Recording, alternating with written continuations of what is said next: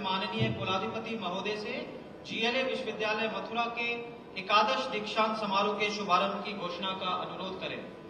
मैं माननीय कुलाधिपति महोदय से जीएलए विश्वविद्यालय मथुरा के एकादश दीक्षांत समारोह के शुभारंभ की घोषणा करने का अनुरोध करता हूं। मैं जीएलए विश्वविद्यालय मथुरा के एकादश दीक्षांत समारोह के शुभारंभ की घोषणा करता हूं। कुल सचिव महोदय से निवेदन करता हूं कि वे माननीय मुख्य अतिथि महोदय, माननीय विशिष्ट अतिथि महोदय और माननीय कुलाधिपति महोदय एवं अन्य गणमान्य अतिथियों का स्वागत करें।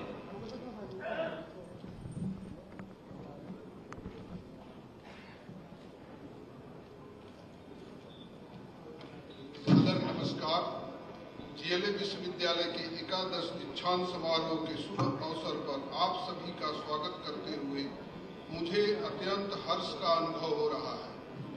दीक्षांत समारोह के मुख्य अतिथि देश एवं प्रदेश के लोकप्रिय यशस्वी माननीय मुख्यमंत्री उत्तर प्रदेश सरकार योगी आदित्यनाथ जी, विशिष्ट अतिथि माननीय कैबिनेट मंत्री गन्ना विकास चीनी मिल विभाग उत्तर प्रदेश सरकार श्री लक्ष्मी नारायण चौधरी जी, माननीय कैबिनेट मंत्री उच्च शिक्षा विभाग विज्ञान और प्रौद्योगिकी इलेक्ट्रॉनिक्स एवं सूचना प्रौद्योगिकी विभाग उत्तर प्रदेश सरकार श्री योगेंद्र उपाध्याय जी, माननीय कुलाधिपति महोदय नारायण दास अग्रवाल जी, माननीय प्रति कुलाधिपति महोदय प्रोफेसर दुर्ग सिंह चौहान जी, माननीय कुलपति महोदय प्रोफेसर फाल्गुनी गुप्ता जी एवं मंचासीन विशिष्टगण, गवर्निंग बॉडी कार्य परिषद विद्या परिषद के उपस्थित सभी सम्मानित सदस्यगण, सम्मानित अतिथिगण, आगरा मंडल के उपस्थित सभी सम्मानित प्रशासनिक अधिकारीगण, विश्वविद्यालय के उपस्थित सभी सम्मानित शिक्षकगण, अधिकारीगण एवं कर्मचारीगण, अभिभावकगण, सम्मानित मीडिया प्रतिनिधि, उपाधि प्राप्त करने वाले समस्त प्रिय विद्यार्थी देवियों और सज्जनों, मैं स्वयं और जीएलए विश्वविद्यालय परिवार की ओर से विश्वविद्यालय के एकादश दीक्षांत समारोह के शुभ अवसर पर आप सभी का हृदय से स्वागत और अभिनंदन करता हूं। सर्वप्रथम आज उपाधि प्राप्त करने वाले सभी प्रिय छात्रों को बधाई और शुभकामनाएं देता हूं। हम सभी के लिए अत्यंत गर्व का विषय है कि माननीय मुख्यमंत्री श्री योगी आदित्यनाथ जी अपने व्यस्ततम कार्यक्रम में से समय निकालकर आज उपाधि प्राप्त करने वाले प्रिय छात्र छात्राओं को अपने गरिमामयी उपस्थिति के माध्यम से शुभाशीष देने हेतु उपस्थित हुए हैं। माननीय महोदय मुख्य अतिथि के रूप में आपका स्वागत करने के लिए एवं विश्वविद्यालय परिवार के लिए निश्चित ही अत्यधिक गौरव की बात है। माननीय मुख्य अतिथि का हार्दिक स्वागत और अभिनंदन करता हूं। इसी क्रम में विशिष्ट अतिथि माननीय कैबिनेट मंत्री श्री लक्ष्मी नारायण चौधरी जी, माननीय कैबिनेट मंत्री श्री योगेंद्र उपाध्याय जी का भी हार्दिक स्वागत और अभिनंदन करता हूं। मैं माननीय कुलाधिपति महोदय जीएलए विश्वविद्यालय श्री नारायण दास अग्रवाल जी का हृदय से स्वागत करता हूं, जिनके नमोनवेशी निर्देशन और मार्गदर्शन में यह भव्य समारोह संचालित हो रहा है। विश्वविद्यालय के माननीय कुलाधिपति महोदय, माननीय कुलपति महोदय, गवर्निंग बॉडी कार्य परिषद विद्या परिषद उपस्थित सभी माननीय सदस्यगण, निदेशकगण, अधिष्ठातागण, विभागाध्यक्ष, शिक्षकगण, कर्मचारीगण, माननीय अतिथिगण, सम्मानित मीडिया प्रतिनिधि, भूतपूर्व छात्र छात्राएं और उपाधि प्राप्त करने वाले समस्त प्रिय छात्र छात्राओं का हार्दिक स्वागत और अभिनंदन करता हूं। मैं अपने ओर से विश्वविद्यालय परिवार के तरफ से दीक्षांत समारोह में उपाधि तथा मेडल प्राप्त करने वाले सभी छात्राओं को बधाई और उनके भावी जीवन के लिए हार्दिक शुभकामनाएं देता हूं। प्रिय विद्यार्थियों, मुझे पूर्ण विश्वास है कि विश्वविद्यालय द्वारा प्रदत्त यह उपाधि पासपोर्ट के रूप में आपको भविष्य में सफलता के साथ साथ सुनहरे और उदयमान ऊंचाइयों की ओर ले जाएगी और अपने परिवार तथा इस विश्वविद्यालय को गौरव की अनुभूति कराएंगे। मैं आप सभी के उज्जवल भविष्य और श्रेष्ठ भविष्य की पुनः मंगल कामना करता हूं। जय हिंद।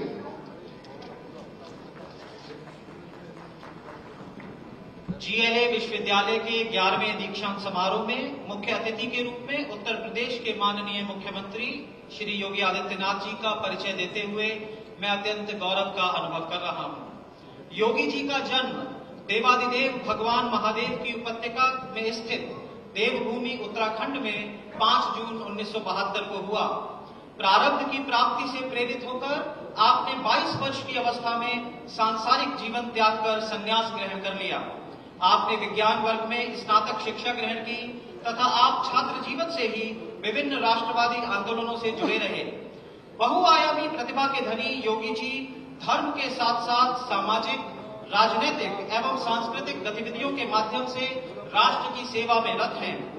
अपने पूज्य गुरु जी के आदेश पर आपने 1998 में लोकसभा चुनाव लड़ा और मात्र 26 वर्ष की आयु में भारतीय संसद के सबसे युवा सांसद बने। जनता के बीच दैनिक उपस्थिति, संसदीय क्षेत्र के अंतर्गत आने वाले लगभग 1500 ग्राम सभाओं में प्रतिवर्ष भ्रमण तथा हिंदुत्व और विकास के कार्यक्रमों के कारण गोरखपुर संसदीय क्षेत्र की जनता ने आपको वर्ष 1999, 2004, 2009 और 2014 के चुनाव में निरंतर बढ़ते हुए मतों के अंतर से विजयी बनाकर 5 बार लोकसभा का सदस्य बनाया। उत्तर प्रदेश के विधानसभा चुनाव में भारतीय जनता पार्टी को भारी बहुमत मिलने के बाद 19 मार्च 2017 को महंत योगी आदित्यनाथ जी उत्तर प्रदेश के यशस्वी मुख्यमंत्री बने। 5 वर्ष पूर्ण कर 25 मार्च 2022 को आपने लगातार दूसरी बार उत्तर प्रदेश के मुख्यमंत्री के रूप में शपथ ली है। व्यवहार कुशलता, दृढ़ता और कर्मठता से उपजी आपकी प्रबंधन शैली शोध का विषय है। इसी अलौकिक प्रबंधन शैली के कारण आप लगभग 4 दर्जन शैक्षणिक और चिकित्सीय संस्थाओं के अध्यक्ष, उपाध्यक्ष, मंत्री, प्रबंधक या संयुक्त सचिव हैं। आपकी बहुमुखी प्रतिभा का एक आयाम लेखक का है। अपने दैनिक वृत्त पर विज्ञप्ति लिखने जैसे श्रम साध्य कार्य के साथ साथ समय समय पर अपने विचारों को स्तंभ के रूप में समाचार पत्रों में भेजते रहते हैं। अत्यल्प अवधि में ही यौगिक षटकर्म, हठयोग, स्वरूप एवं साधना, राजयोग, स्वरूप एवं साधना तथा हिंदू राष्ट्र नेपाल नाम की पुस्तकें भी आपने लिखी। श्री गोरखनाथ मंदिर से प्रकाशित होने वाली कई पुस्तकों के संपादक, मासिक योग पत्रिका योगवाणी के आप प्रधान संपादक हैं तथा हिंदवी साप्ताहिक समाचार पत्र के प्रधान संपादक रहे। आपका कुशल नेतृत्व युगांतकारी है और एक नया इतिहास रच रहा है। भगवामय वेदांत और पीड़ित मानवता को समर्पित जीवन, सामाजिक समरसता के अग्रदूत, भ्रष्टाचार, आतंकवाद, अपराध विरोधी संघर्ष के नायक, शिक्षा एवं स्वास्थ्य के पुजारी योगी आदित्यनाथ के नेतृत्व में उत्तर प्रदेश हर क्षेत्र में तीव्र गति से अभूतपूर्व प्रगति कर रहा है। आज उत्तर प्रदेश विकास के नए मॉडल के रूप में आगे बढ़ रहा है। आपके कार्यकाल में ब्रजभूमि का भी कायाकल्प और विकास बहुत तीव्र गति से हो रहा है।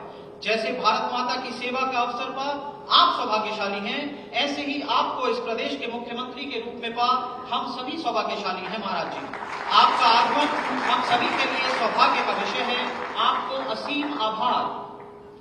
मैं विशिष्ट अतिथि श्री लक्ष्मी नारायण चौधरी जी, जो हमारे ब्रज के गौरव हैं, उनका परिचय देते हुए विशेष प्रसन्नता का अनुभव कर रहा हूं। श्री लक्ष्मी नारायण चौधरी जी का जन्म 1951 में मथुरा जिले में हुआ। आपने आगरा विश्वविद्यालय से कानून की पढ़ाई की। आपने 1985 से अपना राजनीतिक सफर शुरू किया। माननीय मंत्री जी 1996 में पहली बार विधानसभा के लिए चुने गए। 2022 में आपने 5वीं बार छाता विधानसभा क्षेत्र से चुनाव जीता। पिछली सरकार में आप डेयरी विकास, पशुपालन, मत्स्य पालन, पर्यटन एवं अल्पसंख्यक कल्याण मंत्री रहे। ये 6ठी बार है जब आप प्रदेश में कैबिनेट मंत्री बनाए गए हैं। वर्तमान में आप गन्ना विकास और चीनी मिल के विभाग में कैबिनेट मंत्री हैं। हमारे लिए यह हर्ष का विषय है कि आपने ब्रज क्षेत्र का नाम पूरे प्रदेश एवं देश विदेश में आगे बढ़ाया है। आपका अनेक आभार।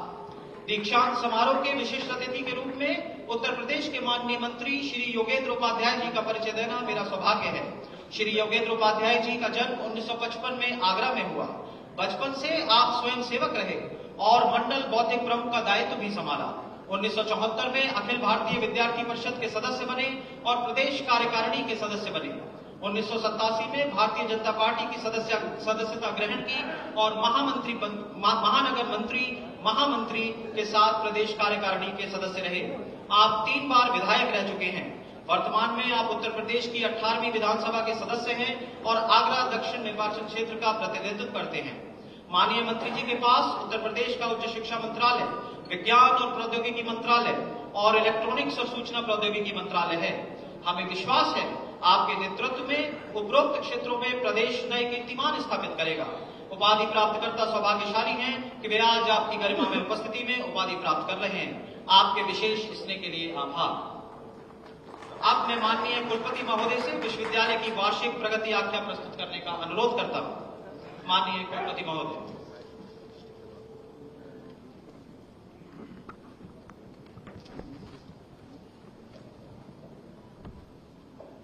Honorable Chief Minister Sri Yogi Adityanath ji, the Chief Guest of the convocation, Guest of Honor, Honorable Minister of Sugarcane Development Sri Lakshmi Narayan Chaudhary, Honorable Minister of Higher Education Sri Yogendra Upadhyay, Honorable Chancellor of the University Sri Narendra Sagarwal, Honorable Pro-Chancellor Professor D.S. Chauhan, distinguished members of Governing Body, Executive Council, Academic Council, all degree recipients, faculty and staff members, parents and guests, parcels from electronic and print media. I feel honored to present before you the brief annual report of the university for the academic year 21-22. In 1998, Sri Narendra Sagarwal fulfilled the dream of his father, late Sri Ganeshi Lal Agarwal, by establishing GLA Institute of Ecology and Management with only 240 students and 16 faculty members. And in 2010, it got the university status through UP State Legislative Act of 2009. UGC recognized the university under Section 2F.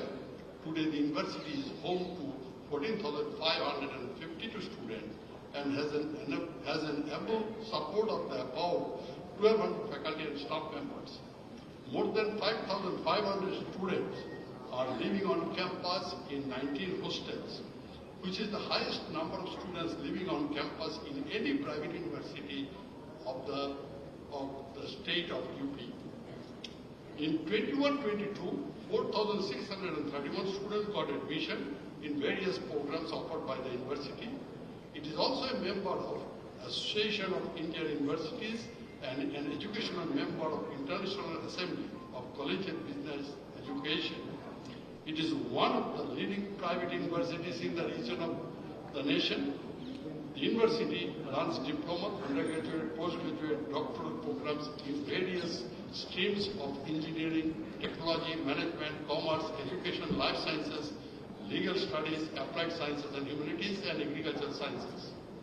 In the academic year 21-22, faculty members published 1,541 papers in reputed journals, conference proceedings, and book chapters. Further, 135 patents were published by the faculty members, out of which 16 were granted. I am happy to inform that 8 technology had also been transferred in this year. It also received a research grant of about rupees 2.5 crore towards R&D project and more than 62 lakhs towards consultancy projects. It is our pleasure to note that this year 47 students will be awarded PhD degree, while 561 students will achieve master degree and 2,085 students will be awarded bachelor's degree. Our placement records were extremely very good. Despite the impact of COVID-19, it is happy to inform that out of 3,257 students, 2,295 students were placed with an average package of rupees 4.5 lakhs. Further, for the deserving students and economically impaired student sections, the university has given financial aid as a scholarship or tuition fee. In this financial year, 4,843 students have been provided with financial aid. The university also has tied up with the banks to enable education loans for the students. The university achieved the recognition of 12B status from UGC in 2021. I feel proud to inform in the August gathering that the university, because of its performance in all domains, has achieved NAAC A+ grade with score of 3.46 in cycle 2 starting from January 2023 for 5 years. There is tremendous improvement from the score of 3.02 in Cycle 1 to achieve the score of 3.42 in Cycle 2. Further, this score has helped us to reach the milestone of first among all private universities, having NAC grade A+1 and second among all private universities. Thank you. Jai Hind.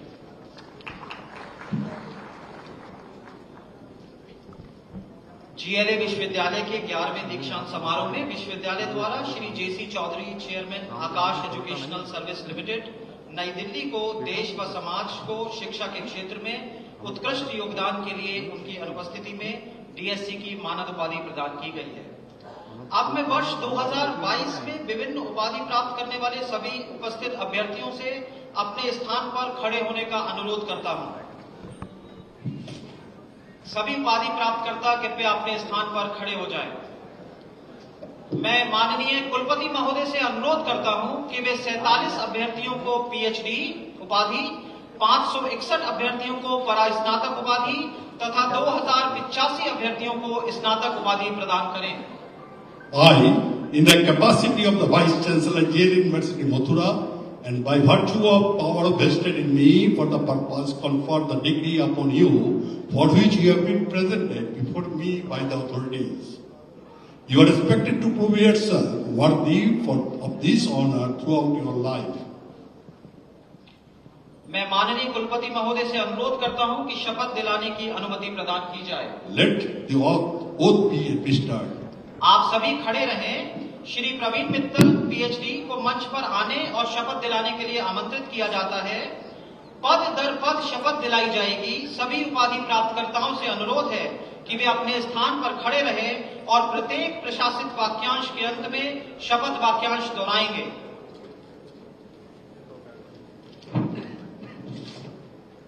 मैं इतर द्वारा प्रतिज्ञा करता हूं कि मैं अपने कर्तव्यों का निष्ठापूर्वक और ईमानदारी के साथ निर्वहन करूंगा। मैं अपने व्यक्तित्व की गरिमा का और जिस कर्तव्य के लिए मुझे प्रशिक्षित किया गया है उस कार्य की सत्य निष्ठा को बनाए रखूंगा तथा मानव सेवा, देश सेवा और विश्वविद्यालय के गौरव हेतु अपने कर्तव्य ज्ञान का उपयोग करूंगा।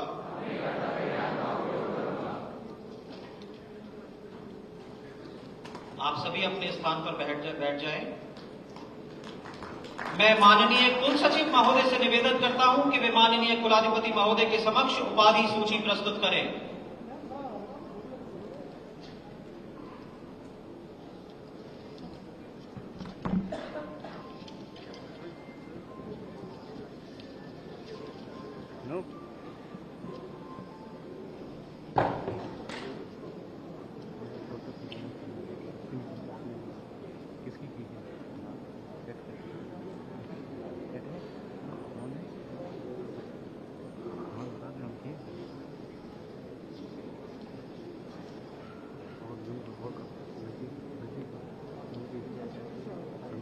धन्यवाद कुलाधिपति महोदय।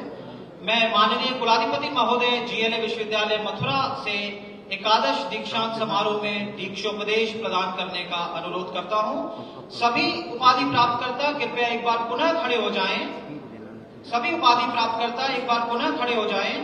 आप सभी दीक्षोपदेश के अंत में कहेंगे कि मैं आपके दीक्षोपदेश का पालन करूंगा या करूंगी।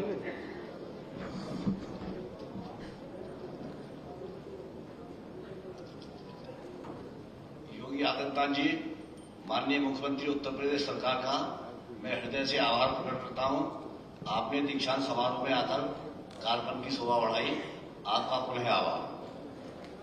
प्रिय विद्यार्थियों, आज आपको जीएलए विश्वविद्यालय मथुरा द्वारा उपाधि प्रदान की गई है। आपका जीवन आपके स्वयं के लिए, परिवार के लिए, राष्ट्र के लिए, विश्व के लिए मंगलमय हो। अब मैं आपको दीक्षोपदेश देता हूं। सत्य बोलो, धर्म का आचरण करो, सत्य से प्रमाद न करो, धर्म से प्रमाद न करो, कुशल कर्म से प्रमाद न करो, मांगलिक कर्म से प्रमाण न करो, स्वाध्याय से प्रमाण न करो। आपके लिए माता देवतुल्य हो, पिता देवतुल्य हो, आचार्य देवतुल्य हो, अतिथि देवतुल्य हो, श्रेष्ठ व्यक्तियों का यथायोग सम्मान करें। हमारे जो शुभ चरित्र हैं, अच्छे आचरण हैं, उन्हीं का अनुसरण करें, अन्य का नहीं। यदि कभी यह संदेह हो कैसा आचरण करना चाहिए कैसा नहीं, तो विचारशील, कर्मशील, धर्मशील, अच्छे हृदयजन जैसा व्यवहार करते हैं वैसा व्यवहार करें। आपके मंगलमय पथ हेतु यही आदेश है, यही उपदेश है, यही अनुज्ञा है। आप सभी बोले, मैं आपके दीक्षोपदेश का पालन करूंगा या करूंगी। धन्यवाद। आप सभी लोग अपना स्थान ग्रहण करें।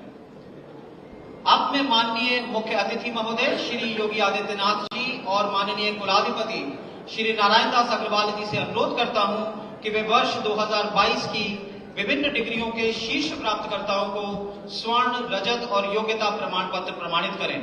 मैं परीक्षा नियंत्रक महोदय से अनुरोध करता हूं कि वे विभिन्न डिग्रियों के शीर्ष प्राप्तकर्ताओं को एक एक करके उनके पदक और प्रमाण पत्र प्राप्त करने के लिए आमंत्रित करें। मैं प्रथम स्थान धारकों को मंच पर आने और माननीय मुख्य अतिथि और माननीय कुलाधिपति से स्वर्ण पदक प्राप्त करने के लिए आमंत्रित करता हूं। अभिपिसित चौहान, हर्षित अग्रवाल,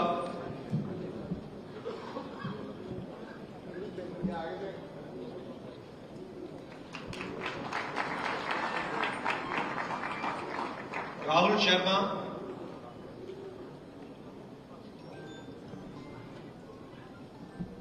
सजल गुप्ता,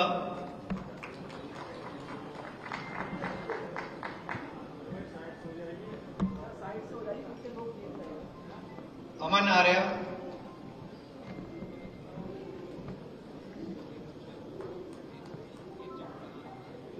शालिनी कुमारी,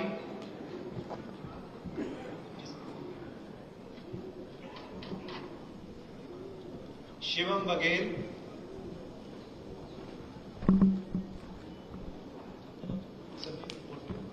दिव्या मित्तल,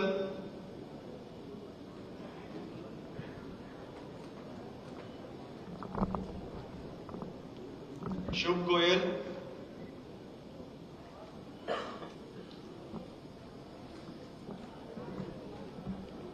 गौरांशी अग्रवाल,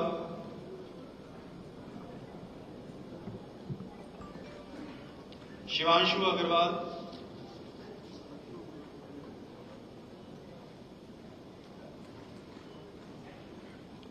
योगिता, मनीषा,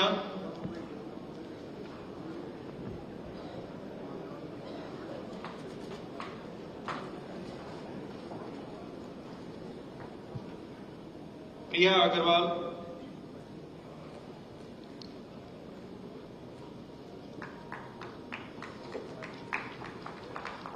ललित शर्मा,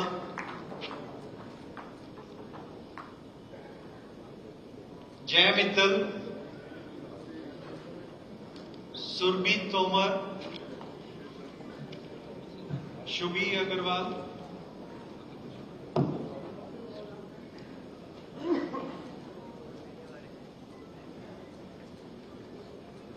राधिका सिंगल,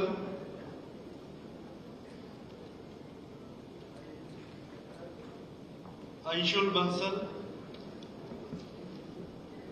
रजत पदक प्राप्त करता कृष्णा राजपूत, रतन गौरव,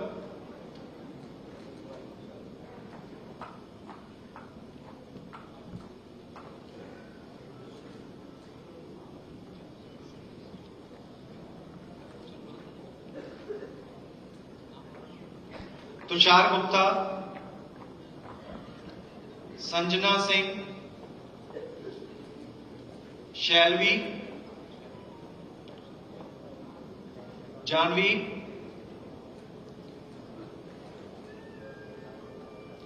गोपाल शर्मा,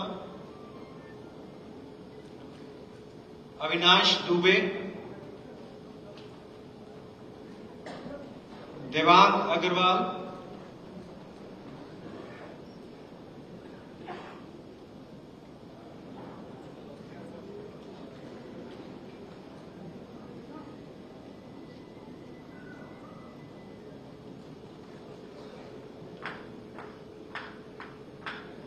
सुशांत खंडेलवाल,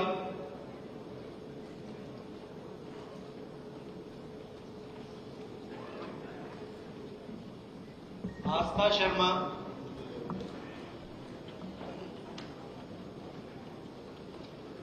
गीतांजलि सिंह,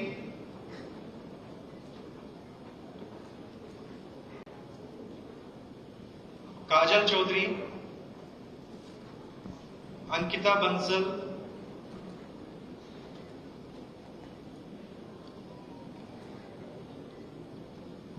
संदीप कुमार,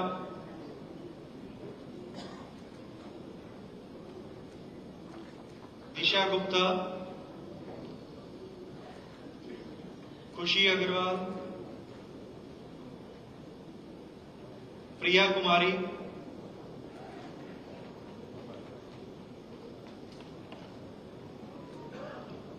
कृति,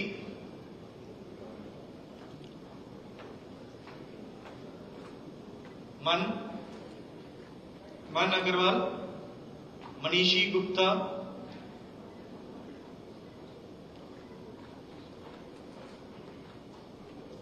दीपशिखा शर्मा,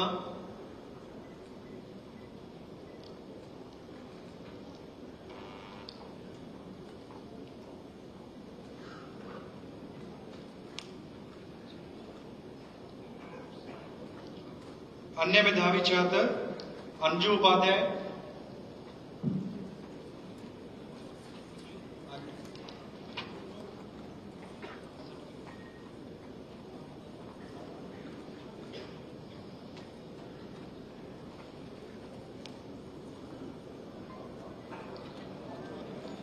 सचिन कुमार शर्मा, हेमंत रावत, पुलकित वार्ष्णे, प्रणव कुमार, महिमन, नीरज कुशवाहा, भावना शर्मा, भावना, पूजा अग्रवाल, जितेंद्र सैनी, यशिका यादव, महक अग्रवाल। अब मैं जीएलए विश्वविद्यालय के पूर्व छात्र श्री प्रशांत शर्मा को आमंत्रित करता हूं कि वे मंच पर आएं एवं माननीय मुख्य अतिथि से सम्मान पत्र प्राप्त करें। प्रशांत शर्मा ने जीएलए से वर्ष 2010 में बीटेक की उपाधि प्राप्त की। वर्ष 2012 में उन्होंने संघ लोक सेवा आयोग की परीक्षा 29वीं रैंक प्राप्त कर भारतीय प्रशासनिक सेवा में स्थान प्राप्त किया। जीएलए विश्वविद्यालय उनकी विशिष्ट उपलब्धियों तथा समाज सेवा के लिए किए गए उत्कृष्ट कार्यों के लिए उनको यह सम्मान पत्र प्रदान करता है। वर्तमान में प्रशांत स्पेशल सेक्रेटरी एवं डायरेक्टर फिशरीज के पद पर कार्यरत हैं। मैं आज के मुख्य अतिथि माननीय मुख्यमंत्री श्री योगी आदित्यनाथ जी से उनको दीक्षांत संबोधन के लिए सादर आमंत्रित करता हूं।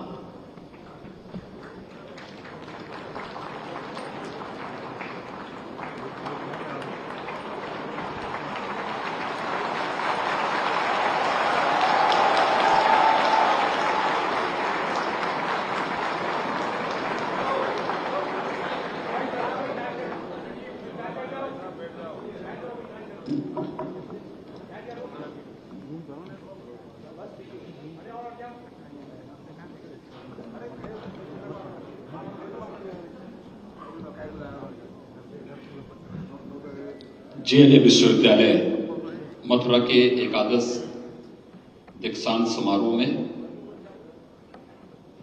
मंच पर उपस्थित प्रदेश शासन में मेरे वरिष्ठ सहयोगी गन्ना और चीनी विकास विभाग के मंत्री चौधरी लक्ष्मीनारायण जी, प्रदेश के उच्च शिक्षा विज्ञान और प्रौद्योगिकी विभाग के मंत्री श्री योगेंद्र उपाध्याय जी, विश्वविद्यालय के कुलाधिपति श्री नयनदास अग्रवाल जी, उप कुलाधिपति प्रोफेसर दुर्ग सिंह चौहान जी, कुलपति डॉक्टर फागुनी गुप्ता जी,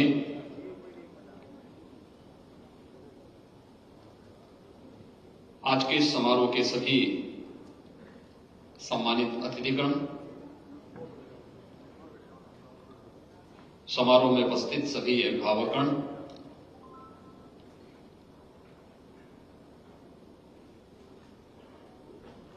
स्नातक, प्रास्नातक और डॉक्टरेट की डिग्री प्राप्त करने वाले सभी उपस्थित छात्र छात्राएं,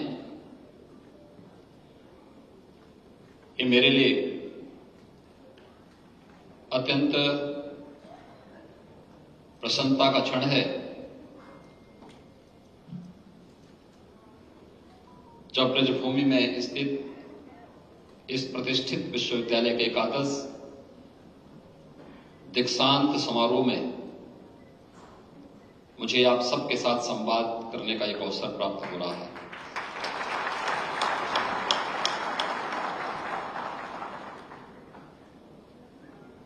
ब्रजभूमि की जब मैंने बात की तो एकाएक हम सब का ध्यान आज से 5000 वर्ष पूर्व किस दिव्य घटना के साथ होता है जब लीलाधारी भगवान श्री कृष्ण का जन्म इस धरा पर हुआ होगा।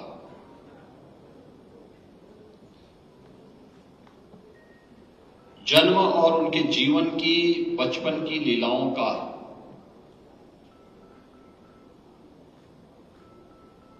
आज भी इतनी प्राचीन विरासत को लेकर के हम सब चल रहे हैं। उस समय साधन नहीं रहे होंगे, लेकिन मुझे एक बात अक्सर याद आती है जब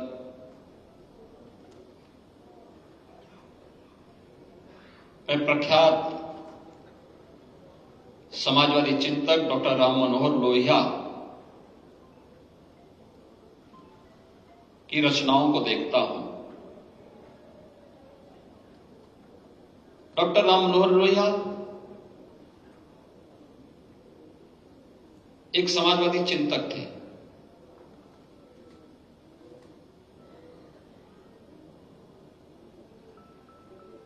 हो सकता है कि उनका मंदिरों में जाना न रहा हो,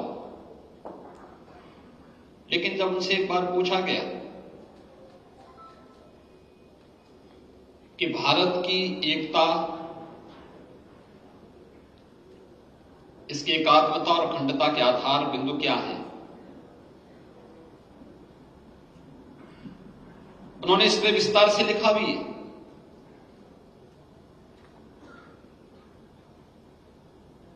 तो उन्होंने कहा कि देखिए, दुनिया के अंदर तमाम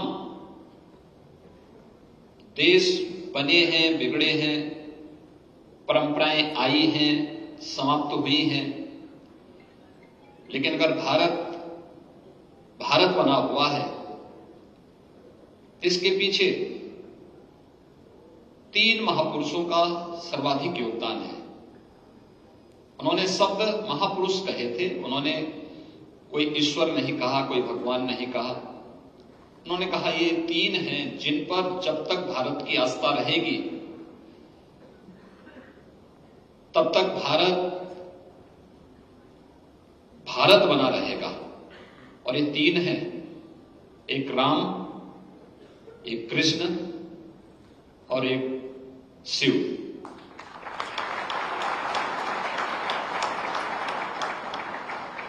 भगवान श्री कृष्ण के बारे में अगर आप देखेंगे तो पूरब से पश्चिम तक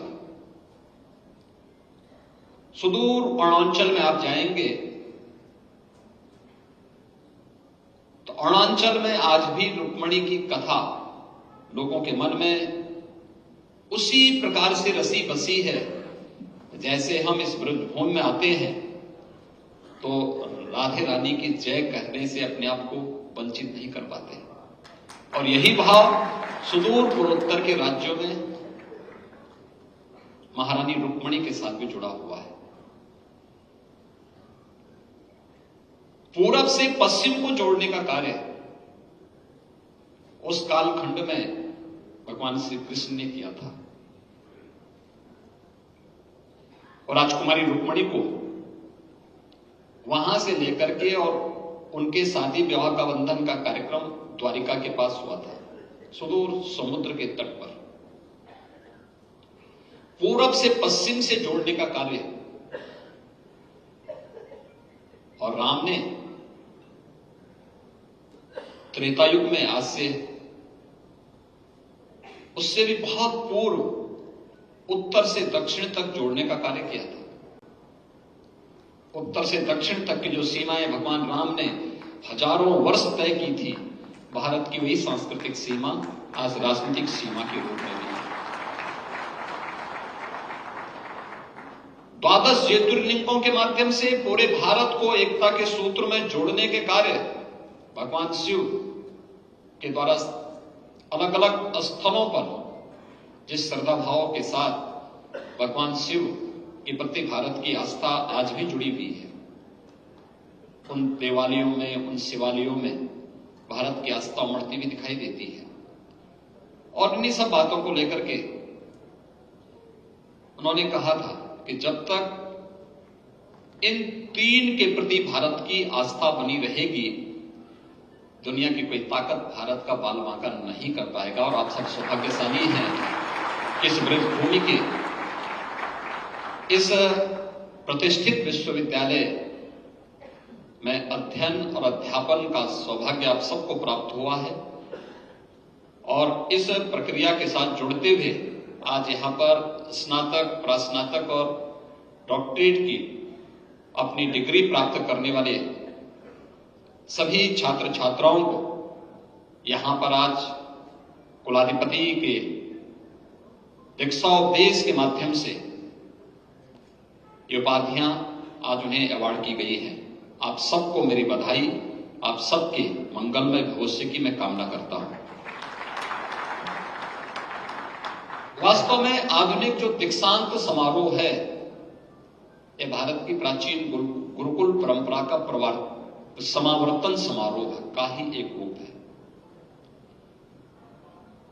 आज हम दीक्षा के अंत में करते हैं। समावर्तन समारोह का स्वरूप भी कुछ इसी प्रकार से होता था कि हमारी जैसे ही परीक्षा के पूर्व बच्चों को तैयार करने, छात्रों को तैयार करने और उन्हें आगे की ओर बढ़ने के लिए प्रेरित करने के लिए जो उस कालखंड में समारोह होते रहे होंगे, वह समावर्तन समारोह थे। और उसका दीक्षाोपदेश तैत्तिरीय उपनिषद में बहुत विस्तृत रूप से रेखांकित किया गया है। उसकी पहली ही लाइन है, सत्यम वद धर्मम चर। सत्य बोलना है और धर्म का आचरण करना है। अब सत्य, हम सबको अपने जीवन में इस बात को बहुत गहराई से सोचना होगा कि हम वास्तव में अपने जीवन में सत्य का आचरण कितना कर पाते हैं। व्यक्ति का कोई भी वाक्य तब प्रभावशाली बनता है जब उसके आचार और विचार में समन्वय होता है। जब व्यक्ति बोलता कुछ और है, करता कुछ और है, तो उसकी विश्वसनीयता हमेशा संकट में खड़ी होती है। और जिसका स्वयं पे विश्वास न होता हो, उस पे समाज या देश और दुनिया उस पे क्या विश्वास करेगी। इसलिए सत्य बोलना और धर्म का आचरण करना। भारतीय मनीषा ने धर्म को कभी उपासना विधि के साथ जोड़ करके नहीं देखा। आप मंदिर जाएं न जाएं, पूजा करें न करें, यह आपका विषय है। आप पूजा खड़े होकर के करते हैं, बैठ करके करते हैं, लेट करके करते हैं, यह आपका विषय है। इसके लिए कभी भारतीय मनीषा ने कभी किसी को बाध्य नहीं किया, आस्था पर किसी को थोपने का प्रयास नहीं किया।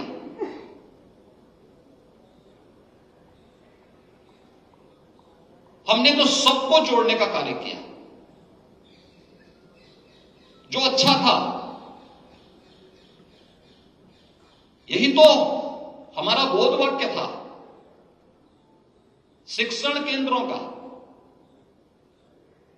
आनो भद्रा कर्तवो यंतु विश्वत। ज्ञान के लिए सभी दिशाओं को खुला रखो, जहां से भी प्राप्त हो सकता है। हमने कभी नहीं कहा कि हमारे अमुक ग्रंथ में ही दुनिया का सारा ज्ञान है। जैसे एक विदेशी आक्रांता ने जब नालंदा विश्वविद्यालय के सबसे बड़े पुस्तकालय में आग लगाई थी, तो उसको समझाने का प्रयास हुआ कि सब क्या कर रहे हैं, ये भारत की ज्ञान की धरोहर को आप नष्ट करने का पाप कर रहे हैं। तो उन्होंने कहा कि कैसा ज्ञान, क्या इसमें जो कुछ भी है, क्या ये कुरान शरीफ से ज्यादा है? वो तो पहले से उसमें समाहित है, और जो उससे इतर है उसकी हमें आवश्यकता भी नहीं। महीनों तक वो पुस्तकालय चलता रहा। उस विकृत मानसिकता को जिसने दुनिया को कभी स्वीकार नहीं किया, उन्हें अगर कोई आज इस बात को मानता, देवदूत मानकर के उनकी उपासना करता, उनकी पूजा करता है, तो उस विकृत मानसिकता से आज उसके कहर से दुनिया किस रूप में कांपती हुई दिखाई देती है। दुनिया के तमाम देशों में वह आप सबको देखने को मिल रहा होगा। ये मानवता के लिए संकट खड़े करने वाली, जब भी कोई अपनी बात को जबरन दूसरे पर थोपता है, भारतीय मनीषा ने कभी अपनी बात को किसी दूसरे पर थोपने का प्रयास नहीं किया। हमने तो कहा कि दुनिया के अंदर जहां कहीं भी अच्छा है, और भारत के किसी भी उस प्रतिष्ठित गुरुकुल के लिए कभी यह बात बंधन नहीं था कि जो कोई बोले जो इस गुरुकुल में पढ़ाया जा रहा है वही सब कुछ अच्छा है। उन्होंने कहा नहीं, ज्ञान के लिए सभी दिशाएं खुली होनी चाहिए, जहां से भी ये प्राप्त हो सकता है हम उसको अपने जीवन में अंगीकार करें, उसको अपने जीवन का हिस्सा बनाएं। भारतीय मनीषा के इसी बोध वाक्य को जीवन का हिस्सा बना करके आज देश के यशस्वी प्रधानमंत्री जी ने कोरोना कालखंड में राष्ट्रीय शिक्षा नीति देश के नौजवानों के उज्जवल भविष्य को ध्यान में रख करके बनाई है। ये राष्ट्रीय शिक्षा नीति इसी भाव को लेकर के है। हम केवल अब डिग्री तक सीमित न रहे, एक बार में डिग्री ले, एक ही विषय की डिग्री लेने के लिए भी बाध्य न करें। हमें एक बहुआयामी सोच के साथ उसे आगे बढ़ाना है, उसको लेकर के हम आगे बढ़ा, हमें एक विस्तृत आयाम देना है, और जहां से भी उसको अपनी रुचि के अनुरूप कोई अच्छी चीज लगती है तो उसको हमें आगे बढ़ाना होगा। और भारतीय मनीषा की प्राचीन काल से सोच रही है। दुनिया जब अंधकार में जी रही थी तब भारत के प्रतिष्ठित गुरुकुल जी यहां पर उत्कृष्ट अध्ययन और अध्यापन के केंद्र बने हुए थे। जब साधन नहीं थे उस कालखंड में भी नालंदा, तक्षशिला जैसे प्रतिष्ठित विश्वविद्यालय भारत भूमि पर थे, जो दुनिया को एक नई राह दिखा रहे थे। दुनिया के युवा वहां आकर के स्नातक की उपाधि प्राप्त करके गौरव की अनुभूति करते थे। हम सब के लिए चुनौती होगी उस पुरातन गौरव को पुनर्स्थापित करने के इस प्रवर्तमान अभियान का हम सब हिस्सा बने। ये केवल सरकार के भरोसे नहीं होगा। सरकार और समाज दोनों मिलकर के जब कार्य करना प्रारंभ करेंगे तो इसके परिणाम भी उतने ही अच्छे आते हुए दिखाई देंगे।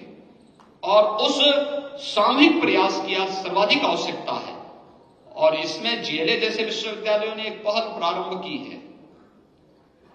उस पहल को हम कैसे आगे बढ़ा सकते हैं? मैं कभी कभी सोचता हूं कि हम विश्वविद्यालय जहां बनाते हैं, अक्सर होता क्या है, या कोई महाविद्यालय बनाते हैं या कोई शिक्षण संस्थान बनाते हैं, और सरकार के स्तर पर या निजी क्षेत्र में कहीं भी बनता है, एक बात मैं देखता हूं कि वहां के लोकल समाज से हमारा संवाद पूरी तरह समाप्त रहता है। एक प्रकार लोकल समाज से हम कोई संवाद नहीं रख पाते, उससे एक प्रकार की दूरी हमारी बनी रहती है। ये विचित्र सी स्थिति है। हम जहां पर अपनी संस्था खड़ी कर रहे हैं वहां के समाज से हमारा कोई संवाद नहीं, तो हम संस्था किसके लिए खड़ी कर रहे हैं? संस्था के पीछे का हेतु क्या है? हमारा तो उनके बीच में बेहतर संवाद होना चाहिए। हमारे पास उस समाज की, उस क्षेत्र की, उस जनपद की एक बेहतर स्टडी होनी चाहिए, सामाजिक, आर्थिक, भौगोलिक, और वहां की व्यापक उन संभावनाओं को लेकर के अगर सरकार को कभी कोई आवश्यकता पड़ती है तो हम उस अध्ययन को सरकार के सामने प्रस्तुत कर लें कि नहीं, यहां की योजना इस रूप में बननी है। अक्सर होता है कोई बड़ा प्रोजेक्ट बनाना होता है, हमें टेंडर अवार्ड करने पड़ते हैं। इस प्रोजेक्ट के लिए हमें सोशल इंपैक्ट स्टडी करवानी है। अब उसके लिए कोई बाहर की संस्था आती है, हमारी स्थानीय संस्थाएं उसके लिए अपने यहां की फैकल्टी को, अपने यहां के छात्रों को क्यों नहीं तैयार कर पाती? और अगर हमारे पास स्टडी है, पहले से हमारे पास स्टडी है, हम उसे अपडेट कर रहे हैं, तो फिर हमें कोई नया स्टडी कराने की आवश्यकता ही नहीं पड़ेगी। सरकार ने आज कहा, हमने उनको प्रस्तुत कर दिया कि भाई ये है, अगर आप चाहें इसके अलावा किसी एक थर्ड पार्टी को रख करके इसके बारे में एक बार इसका सत्यापन करवा लें, और हम चाहेंगे कि आप इसको स्वीकार करें, हम इसमें पूरी गारंटी लेने को तैयार हैं। बहुत सारी समस्याओं का समाधान होता हुआ दिखाई देगा। दूसरा, आपके पास एक फंड का फ्लो भी होगा, आपके पास एक व्यवस्था आती हुई दिखाई देगी। हमारे यहां की परंपरागत जो व्यवस्थाएं थी, जिसके लिए दुनिया में जाना जाता था, हमने आयुष से संबंध एक प्रकार से उससे विच्छेदी कर दिए थे। हम आभारी हैं प्रधानमंत्री मोदी जी के, जिन्होंने 2014 में आने के बाद आयुष मंत्रालय का गठन किया। तब भी जिसकी समझ में नहीं आ रहा था, कोरोना ने उनको समझा दिया कि काढ़े की कीमत क्या होती है, हल्दी का मतलब क्या होता है। उत्तर प्रदेश के पूर्व डीजीपी के ग्रैंडसन यूएस में रहते हैं। एक दिन उन्होंने मुझसे फोन किया, उन्होंने कहा कि मेरा ग्रैंडसन आया हुआ, आपसे मिलने का बड़ा उत्सुक है, 5 मिनट का समय दे देते तो। मैंने कहा लेके आ जाइए आप। मैंने समय दिया, जिस समय दिया गया था उसी समय आ गए थे। परिचय होने के बाद मैंने उनसे पूछा, मैंने कहा बताइए कब आए, कैसे आना हुआ, और आप क्यों मुझसे मिलना चाहते हैं? उन्होंने कहा कि मैं यूएस में रहता हूं, वहां पे एक मल्टीनेशनल कंपनी में काम करता हूं।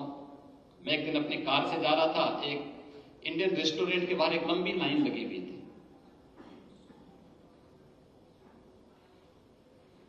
तो मैं अपनी गाड़ी को पार्क करके वापस देखने के लिए आया, लाइन क्यों लगी हुई। कहा वहां पे हल्दी का पानी लोग दे रहे थे, हल्दी क्या होता है? तो मैंने कहा क्या आपने कभी अपनी दादी या अपनी मां के हाथ से बना हुआ खाना नहीं खाया क्या? दाल है, सब्जी है, खिचड़ी है, पराठा है, सब खाए नहीं? कहा नहीं खाया तो, लेकिन हल्दी क्या है? मैंने कहा भारतीय रसोई बगैर हल्दी के चल ही नहीं सकती है, और कोई अतिथि आता है तो उसका टीका भी हम हल्दी से ही कराते हैं। हल्दी एंटी सेप्टिक भी है और एंटी एलर्जिक भी है। और कोरोना कालखंड ने सबको समझा दिया हल्दी का मतलब क्या होता है। यह हजारों वर्षों से भारत की रसोई का एक अभिन्न हिस्सा है, लेकिन हम भूल गए। हमने अपनी परंपरागत चिकित्सा पद्धति को विस्मृत किया, भुला दिया, उससे संबंध विच्छेद कर दिए, योग से दूरी बना ली। जब दुनिया योग के पीछे भाग रही है, प्रधानमंत्री मोदी जी ने योग को 21 जून की तिथि को विश्व योग दिवस के रूप में वैश्विक मंच पर रख करके पूरी दुनिया उसके पीछे भाग रही, तब हमारी समझ में आया कि वाह, योग में भी ये गुण है। बहुत सारी समस्याओं का समाधान करने की क्षमता है। ये केवल शारीरिक और मानसिक विकास के लिए ही नहीं, बौद्धिक उन्नयन के लिए और विज्ञान को उस स्थिति तक पहुंचाने में एक सक्षम है जहां पे विज्ञान की सीमाएं समाप्त होती हैं, और भारतीय मनीषा ने उन सीमाओं का भी अतिक्रमण किया है, और वही अध्यात्म है। याद रखना, जब भी आप भारत की इस परंपरा को अंगीकार करेंगे और उसके साथ जुड़ेंगे, तो विज्ञान की सीमाओं का अतिक्रमण करके जब उस क्षेत्र में आगे बढ़ेंगे तो वह एक विस्तृत संसार होगा। उसके लिए भौतिक दृष्टि नहीं, उसे अंतःकरण की दृष्टि से ही आप अवलोकन कर पाएंगे। लेकिन खैर, एक अलग क्षेत्र है और शिक्षण संस्थानों को भी इस क्षेत्र में कार्य करना होगा, उस दिशा में आगे बढ़ना होगा। बहुत कुछ है उसमें छुपा हुआ। लेकिन शिक्षण संस्थानों का या हमारे संस्थानों का आज के दिन की जिम्मेदारी क्या? हमने शोध की प्रक्रिया को बाधित किया। हम केवल दूसरों की चीजों को अच्छा मानने लग गए। जो दूसरी जगह था, एक बार एक राजदूत मेरे पास आए थे, वो मेरे पूर्व परिचित थे, तो मेरे साथ अपने देश का एक गिफ्ट लेकर के आए। तो मैंने उन्हीं के सामने बोला, मैंने कहा ये आइटम हमारे यहां तो बहुत सस्ता है, 5 रुपए का है। तो मैंने भी उनको एक आइटम दिया, मैंने भी उनको गिफ्ट किया। मैंने कहा ये देखो, तो उन्होंने मेरे सामने खोला, उन्होंने कहा कि आपके कितने कीमत? मैंने कहा 500 रुपए की है। तो उन्होंने मुझसे कहा कि देखिए, प्रोडक्ट आपका अच्छा है लेकिन पैकेजिंग अच्छी नहीं है, और हमारी पैकेजिंग अच्छी है, प्रोडक्ट अच्छा नहीं है। तो मैंने कहा ये तो हमेशा से रहा है। मैंने कहा हमारा प्रोडक्ट हमेशा अच्छा रहता है, हम किसी को धोखा नहीं देते। लेकिन लोग जो देखते हैं, लोग उसी के पीछे भागते हैं। जैसा परोसेंगे लोग उसके पीछे वैसे भागने लगते हैं। उसकी अच्छाई बुराई जाने बगैर उसके पीछे एक होड़ सी लग जाती है।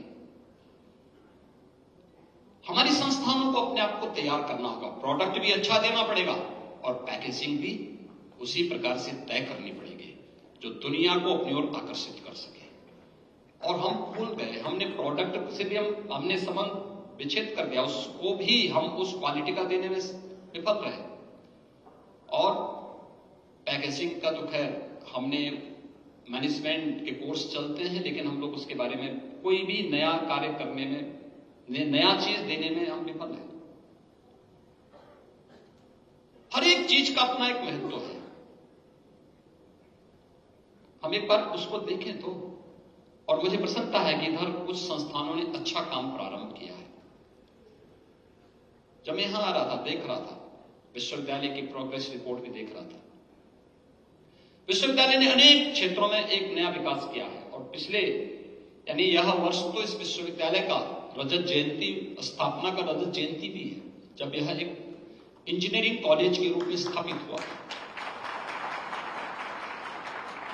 और विश्वविद्यालय के बाद यह एक कॉलेज के बाद आगे बढ़ा। कॉलेज बनने के बाद 2002 में जब उत्तर प्रदेश का टेक्निकल यूनिवर्सिटी स्थापित हुई,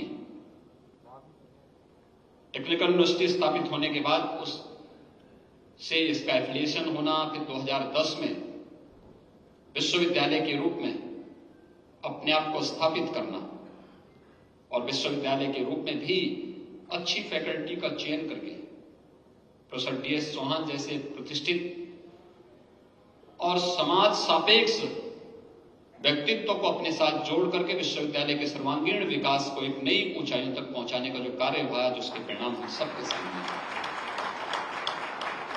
मुझे याद है जब प्रोफेसर DS चौहान जी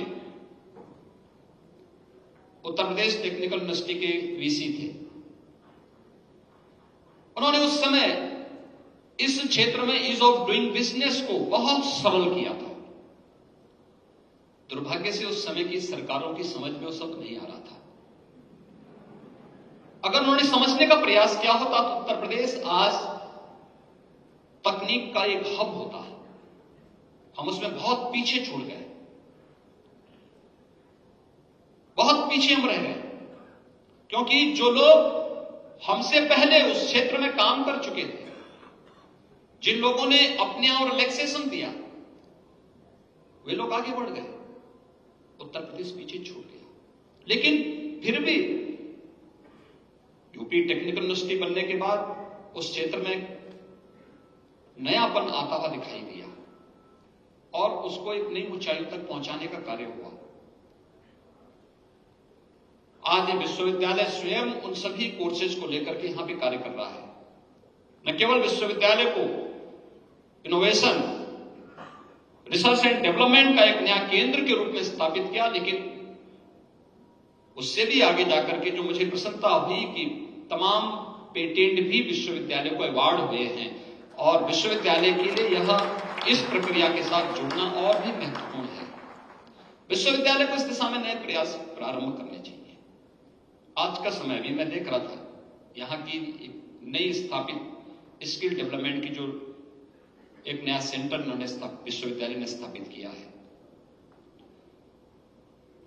न्यू एज कोर्सेज के साथ हम अपने छात्रों को कैसे जोड़ सकते हैं, और दिशा में प्रयास भी प्रारंभ हुआ है। शासन की योजनाओं को, केंद्र और राज्य शासन की योजनाओं को हम अपने पाठ्यक्रम का हिस्सा कैसे बनाएं। अक्सर होता है कि जैसे सरकारें उससे अपने आप को निरपेक्ष सीख, सरकारों के उन पॉलिसीज को, सरकार के कार्यक्रमों को, युवाओं से, छात्रों से जुड़े हुई योजनाओं को उससे अलग करने का कार्य होता है, और बाद में जब छात्र निकलता है उसको पता ही नहीं होता है कि इसका मतलब क्या है। हमें पहले दिन से ही एक टीम गठित करनी चाहिए, टीम इस बात को लेकर गठित करनी चाहिए। शासन ने कोई योजना बनाई, योजना क्या है, संबंधित विभाग से संपर्क करके उनसे पूछना चाहिए, इसका हमें पूरा मटेरियल दीजिए, हम अपने पाठ्यक्रम का इसको हिस्सा बनाना चाहते हैं। हमारे छात्र छात्राओं को इसकी जानकारी होनी चाहिए। क्यों नहीं होनी चाहिए जानकारी? हम योजना उनके लिए बना रहे हैं, जिनके लिए योजना बना रहे हैं उनको पता ही नहीं है। ढेर सारी योजनाएं बनी।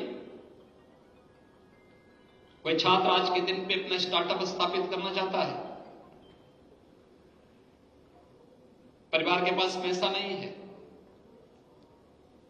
वो भटकता रहेगा, कोई मदद नहीं करेगा। लेकिन अगर उसे मालूम है कि PM मुद्रा योजना है, इस योजना के अंतर्गत मैं बैंक से संपर्क करूंगा, बैंक मुझे सहयोग करेगा,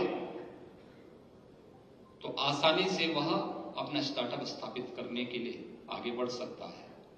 लेकिन जब पता ही नहीं, मुख्यमंत्री युवा स्वरोजगार योजना है, इसमें भी हम आगे बढ़ सकते हैं, लेकिन पता ही नहीं है। मेरा मानना है कि आज तो हर विश्वविद्यालय और हर युवा के पास, अभी हम लोगों ने, आपने देखा होगा यूनियन बजट में भी और हम स्टेट की तरफ से भी, सेंट्रल गवर्नमेंट भी PM इंटर्नशिप की एक नई स्कीम निकाली है और स्टेट गवर्नमेंट ने भी सेम इंटर्नशिप की एक स्कीम निकाली है छात्रों के लिए, अपने युवाओं के लिए। एक नया अवसर हम दे रहे हैं, वह इंडस्ट्री के साथ जुड़ सके। इंडस्ट्री के लिए हम बाध्य कर रहे हैं कि अगर आपके पास 30 कार्मिक रखने की सामर्थ्य है तो कम से कम आप प्रयास करें कि 2 से 3% इन युवाओं को आप उसमें लीजिए। आधा मानदेय आप दीजिए, आधा मानदेय हम देंगे, गवर्नमेंट इसमें योगदान देगी। छात्रों को उसमें आगे बढ़ने का एक अनुभव, एक एक्सपीरियंस उनके पास आना चाहिए। इसके माध्यम से उन्हें आगे बढ़ने का अवसर प्राप्त होगा। छात्र प्रतियोगी परीक्षाओं की तैयारी करना चाहते हैं। आज जनपदों में अभ्युदय, हर जनपद में अभ्युदय कोचिंग प्रारंभ हुई है और उसमें यूपीएससी से या उत्तर प्रदेश लोक सेवा आयोग से या आईआईटी जेईई से या नीट से जिन लोगों ने क्वालिफाई किया है, जिन लोगों ने उस फील्ड में जाकर के कार्य कर रहे हैं, वही लोग फैकल्टी के रूप में अपना समय देकर के हर जनपद में फिजिकली भी और वर्चुअली भी क्लासेस चला रहे हैं। एक बड़ा अच्छा अवसर उसमें है। इस बार उत्तर प्रदेश लोक सेवा आयोग का मैं देख रहा था, 43 युवा उसी कोचिंग से आगे बढ़ करके उन्होंने स्थान प्राप्त किया।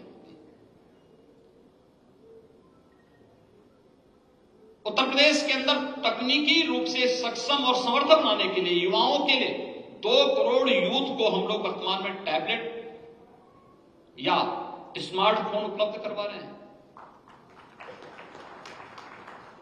हमारा प्रयास है कि उसमें भी हम लोग शासन की स्कीम को रखें, केंद्र और राज्य शासन की योजनाओं को उसके साथ जोड़ें, लेकिन हमें स्वयं भी संस्थानों को उसके साथ तो कार्य करना होगा।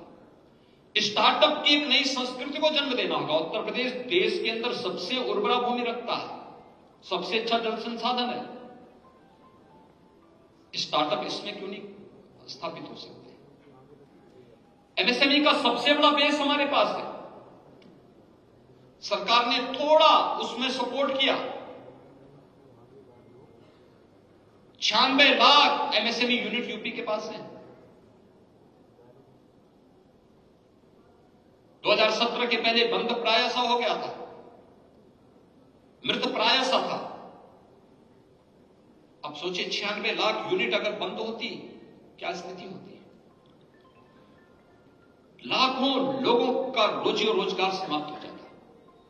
सरकार ने थोड़ा पुशअप किया, थोड़ा सपोर्ट किया,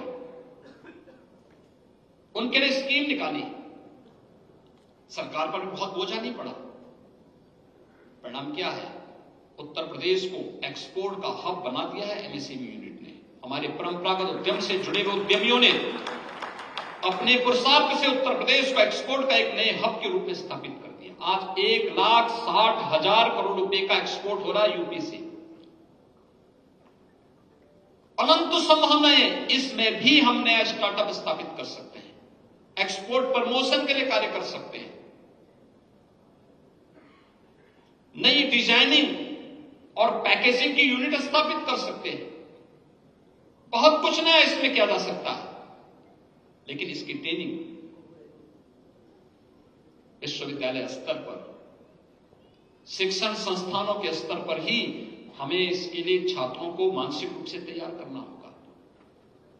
इसको छात्रों के सामने प्रस्तुत करना होगा, उनको एक दिशा देनी होगी, बताना पड़ेगा, उसे आगे बढ़ाने के लिए प्रेरित करना पड़ेगा। एक विस्तृत क्षेत्र है जिस पर कार्य हो सकता है, और अब तो विश्वविद्यालय भी नए बन रहे हैं, अच्छी संस्थाएं इसमें आगे आ रही हैं। ज्ञान का आदान प्रदान भी होना चाहिए।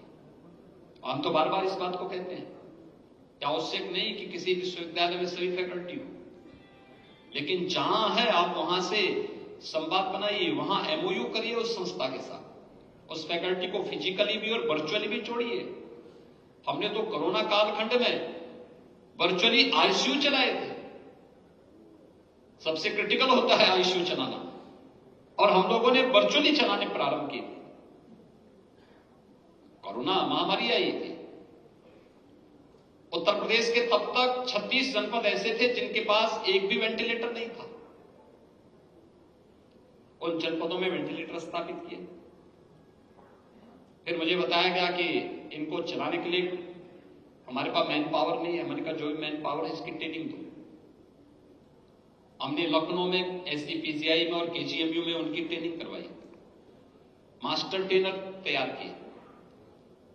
अब हम लोग ट्रेनिंग 10-15 दिन की दे रहे थे, तब भी हम लोगों को एक संदेह था कि पता नहीं आगे क्या होता है।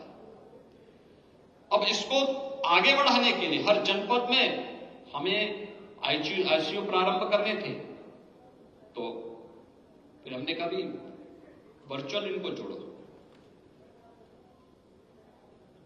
और एक नियमित रूप से एक व्यवस्था बना दी थी कि नियमित रूप से हम सायंकाल 5 बजे से लेकर 6 बजे तक 7 बजे तक SDPGI, KGMU, RML जैसे संस्थान प्रत्येक जनपद के ICU को मार्गदर्शन करेंगे, वर्चुअल उनके रिजल्ट को देखेंगे और फिर अगर कहीं कोई कमी आ रही है तो फिर लखनऊ से टीम जाती थी वहां उनको सहयोग करने के लिए और बेहतरीन परिणाम आए। पूरे प्रदेश के सभी 75 जनपदों में हम ICU देने में सफल हुए। यह कार्य अगर टेक्नोलॉजी के माध्यम से आसान किया जा सकता है और अगर वर्चुअल ICU चल सकता है, टेली कंसल्टेशन की बेहतरीन सुविधा आगे बढ़ सकती है, कोई कारण नहीं कि हम इस व्यवस्था को अपनी संस्थाओं में क्लासरूम संचालित करने के लिए न कर सके। ये हो सकता है, पहल करनी पड़ेगी। और अब टेक्नोलॉजी जितनी इंप्रूव हो रही है, मानवीय हस्तक्षेप की संभावना भी उतनी ही कम होती हुई दिखाई देगी। हमें उस दिशा में प्रयास करने होंगे, आगे बढ़ना पड़ेगा उस दिशा में, और उस प्रयास के लिए आप सब तैयार हो पाएंगे तो मुझे लगता है कि जो प्रधानमंत्री जी की मंशा है कि इस 21वीं सदी का नेतृत्व भारत दुनिया को दे और G20 समिट के माध्यम से वह एक अवसर भारत के पास आया है। भारत की इस ताकत का, भारत के प्रबंधन के कौशल को दुनिया ने माना है। कोरोना कालखंड में आपने देखा होगा क्या स्थिति थी।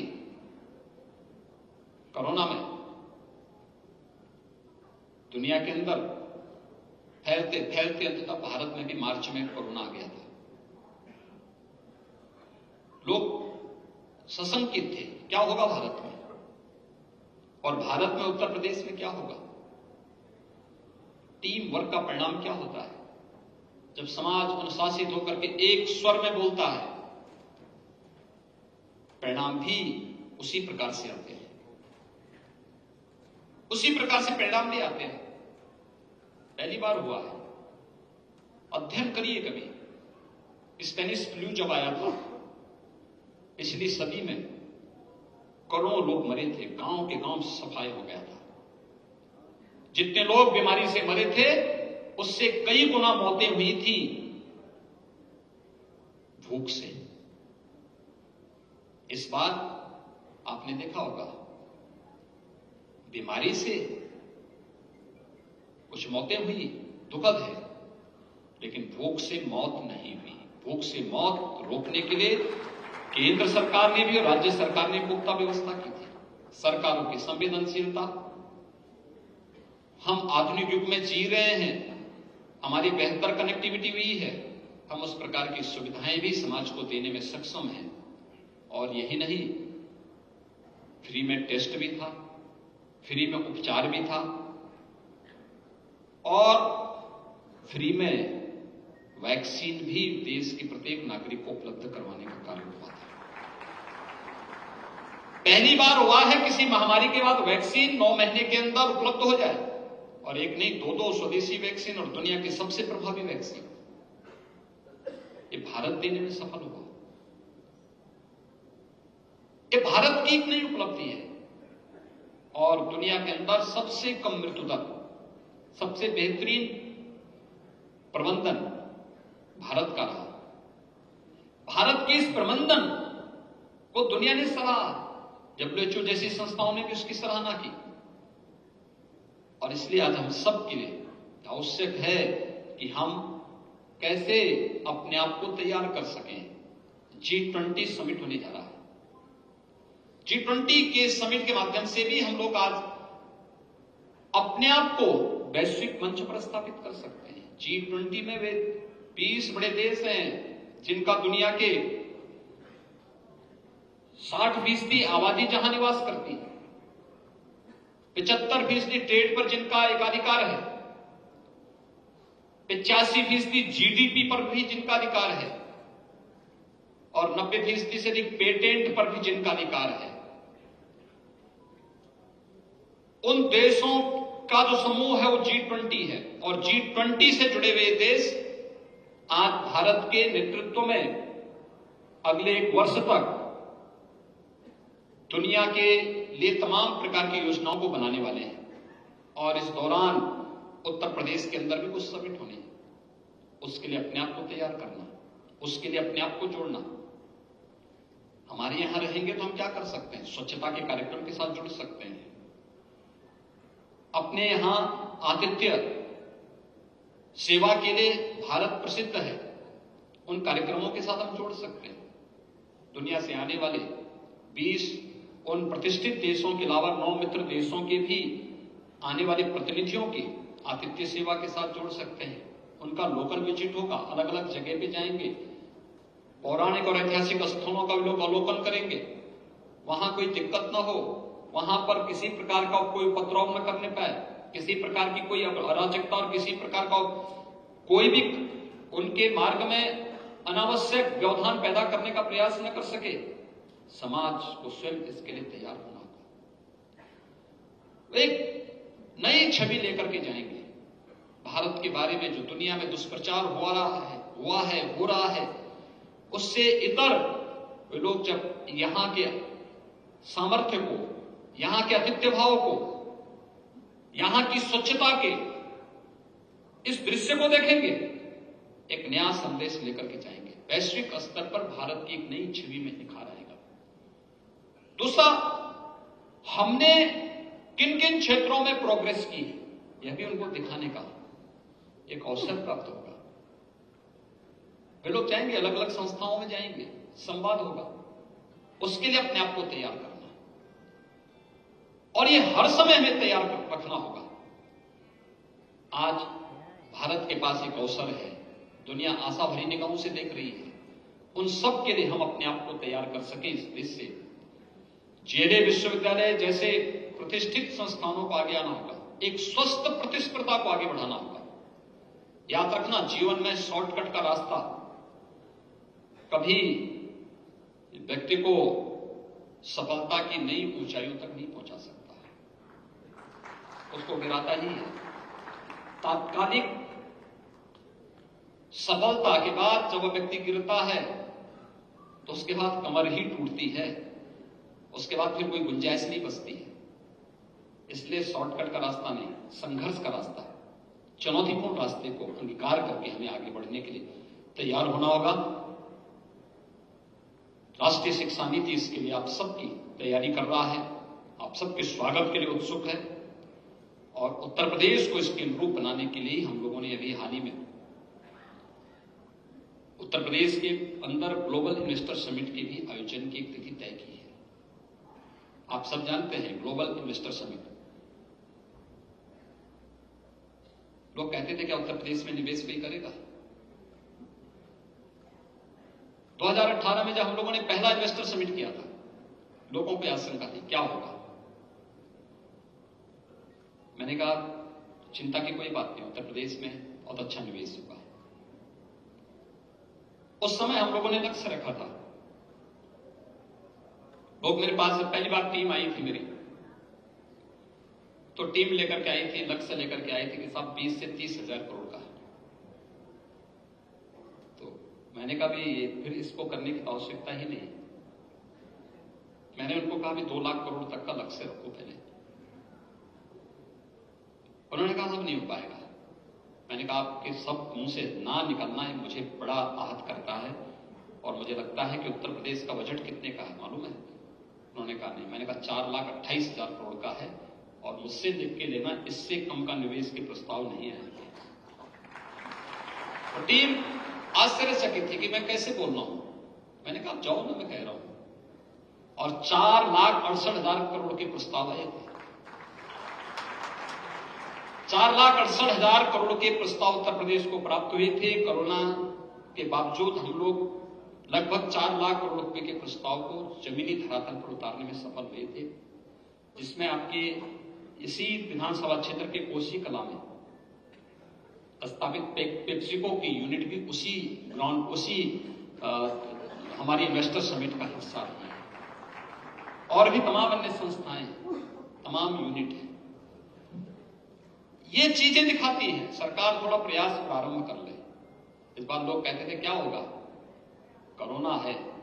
हमने कहा देखो, मैं जा रहा हूं ब्रजभूमि में, वहां पर जब कोरोना की सेकंड वेव आने वाली थी, दुनिया दहशत में थी। लोग मुझसे कहते थे कि वहां पे वैष्णव कुंभ नहीं होना चाहिए। मैंने कहा जरूर करेंगे। और हम लोग आए थे यहां पे, वैष्णव कुंभ जब संपन्न हो गया उसके बाद सेकंड वेव आई थी। तो मैंने कहा कोरोना कुछ नहीं बिगाड़ पाएगा, आने दीजिए, हम अपना कार्यक्रम करेंगे।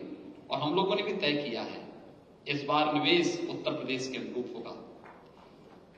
उत्तर प्रदेश की आबादी से कम भी नहीं होगा और उत्तर प्रदेश की जीडीपी से कम तो होने का सवाल ही नहीं होता है। इससे अच्छा निवेश प्रस्ताव यूपी के अंदर होने जा रहे हैं। ये निवेश इन सभी युवाओं के लिए रोजगार की अनंत संभावनाओं को लेकर के आने जा रहा है। अब उत्तर प्रदेश के यूथ को दुनिया के पीछे नहीं भागना पड़ेगा। उत्तर प्रदेश के युवाओं को अब देश के अंदर भी अन्य जगहों पर नौकरी और रोजगार के लिए नहीं भागना पड़ेगा। उत्तर प्रदेश के में स्थापित होने वाली अलग अलग 25 सेक्टर्स में होने वाला यह निवेश आपके लिए लाखों नौकरियां लेकर के आने वाला है। और उसके लिए आप तैयार करें अपने आप को। विश्वविद्यालय उसके लिए अपने युवाओं को तैयार करें। विश्वविद्यालय को इनोवेशन, R&D की एक नए सेंटर के रूप में, एक नए हब के रूप में स्थापित करना यह आज की आवश्यकता है। लेकिन अपनी विरासत से कभी संबंध विच्छेद मत करना। उसके साथ अपने संवाद को बनाए रखना। याद रखना, अपनी विरासत से भटका हुआ व्यक्ति त्रिशंकु की तरह भटकता रहता है। उसका कोई लक्ष्य नहीं होता, उसकी कोई मंजिल नहीं हो सकती। उसके साथ संवाद बनाते हुए, उसके साथ अपना आत्मीय संबंध जोड़ते हुए, अपने आप को तकनीकी रूप से फिट करना, तैयार करना, शारीरिक और मानसिक और बौद्धिक स्तर पर अपने आप को उसके लिए तैयार करना, यह आज की आवश्यकता है। इसके लिए यहां की फैकल्टी, यहां के सभी छात्र छात्राएं अपने आप को तैयार करेंगे।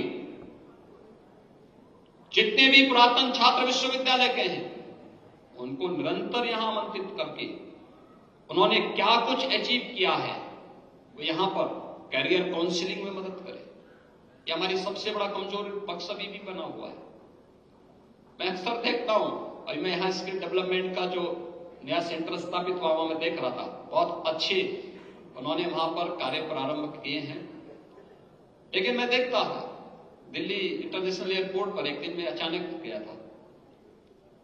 मैं देख रहा था कि दुनिया के तमाम देशों में जाने वाले सब भारत और यूपी के जो यूथ थे उनसे मिलने का मैंने कहा इन्हीं से मिल लेते हैं। मैंने पूछा उन लोगों से कि भाई कहां जा रहे हैं, क्या किया है आपने। उन्होंने कहा हमने, कोई कहता था स्किल डेवलपमेंट से हमने सर्टिफिकेट लिया है, कोई कहता था ITI किया है, कोई कहता पॉलिटेक्निक किया है। क्या करोगे वहां जाकर के। तो उन्होंने कहा, एक युद्ध से मैंने पूछा, मैंने कहा क्या करोगे। उन्होंने कहा था मैंने वेल्डिंग से किया है।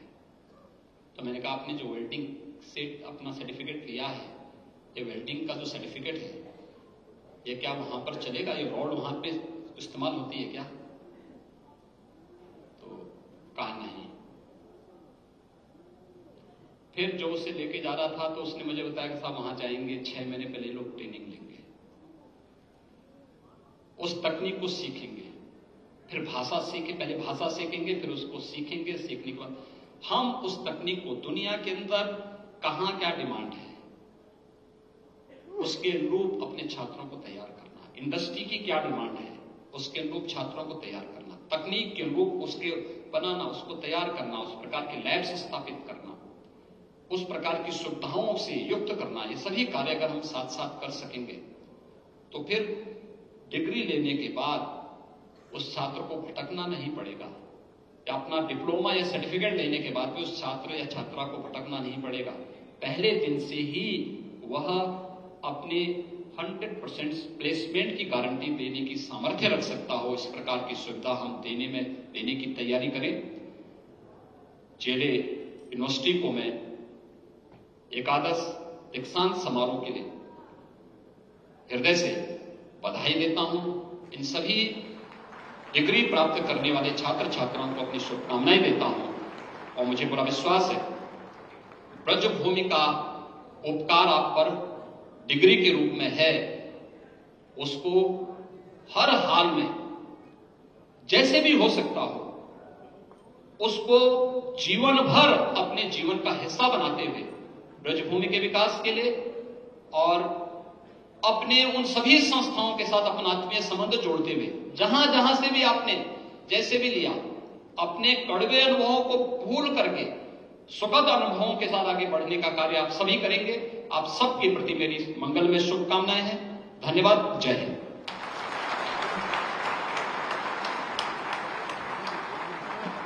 माननीय मुख्यमंत्री जी, आपका आभार मैं कैसे व्यक्त करूं। बहुत कुछ कहा जा सकता है, दीक्षांत संबोधन दिया, लेकिन आपके पास अभी समय का अभाव है। मैं केवल इतना ही कह सकूंगा कि ये दीक्षांत संबोधन तो था ही, लेकिन मुझे लगता है जो बच्चे अपनी नई संसार में प्रवेश कर रहे हैं और हमारी जो फैकल्टी है उसके लिए दीक्षा आरंभ संबोधन भी है। तो ये न केवल दीक्षांत संबोधन है, ये दीक्षा आरंभ संबोधन भी है। सभागार में उपस्थित आमंत्रित अतिथिगण, उपाधिकर्ता, देवियों और सज्जनों, मुख्य अतिथि माननीय मुख्यमंत्री जी को एवं हमारे विशिष्ट अतिथि श्री योगेंद्र उपाध्याय जी को एक अन्य महत्वपूर्ण कार्यक्रम से शीघ्र ही आगरा प्रस्थान करना है। इस कारण वे माननीय कुलपति द्वारा मंच पर उपाधि प्राप्तकर्ताओं को उपाधि देते समय उपस्थित नहीं रह सकेंगे। मेरा माननीय कुलाधिपति एवं विशिष्ट अतिथि से विनम्र अनुरोध है कि वे मुख्य अतिथि महोदय के प्रस्थान के उपरांत प्रस्थान बिंदु से आकर उपाधि प्राप्तकर्ताओं के उत्साहवर्धन हेतु अपना आसन पुनः ग्रहण कर अनुग्रहित करेंगे। इससे पहले मैं चाहता हूं कि प्रेम और आदर का प्रतीक स्मृति चिन्ह हम भेंट करें। मैं जीएलए के मुख्य वित्त अधिकारी श्री विवेक अग्रवाल जी को आमंत्रित करता हूं कि वे आए और हमारे माननीय विशिष्ट अतिथि श्री योगेंद्र उपाध्याय जी को स्मृति चिन्ह भेंट करें। श्री विवेक अग्रवाल जी।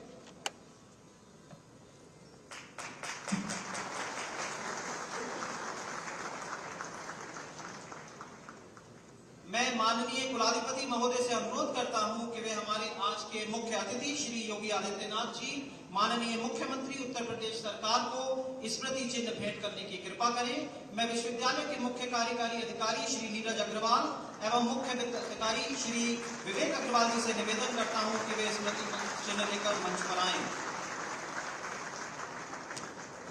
हम सभी माननीय मुख्यमंत्री जी का हृदय से आभार करते हैं कि उन्होंने अपने व्यस्ततम समय में से समय निकालकर इस दीक्षांत समारोह की शोभा बढ़ाई और हम सबका अपने दीक्षांत